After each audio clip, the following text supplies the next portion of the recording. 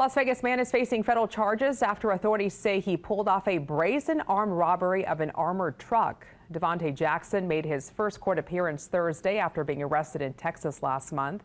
Prosecutors say on July 16th, Jackson stole more than $327,000 from an armored truck outside a bank near Charleston and Hualapai. He was arrested by Texas state troopers on July 29th and extradited back to Nevada. Jackson faces up to 20 years in prison for robbery and an additional 7 years for using a firearm during the crime if convicted. His jury trial is set for October.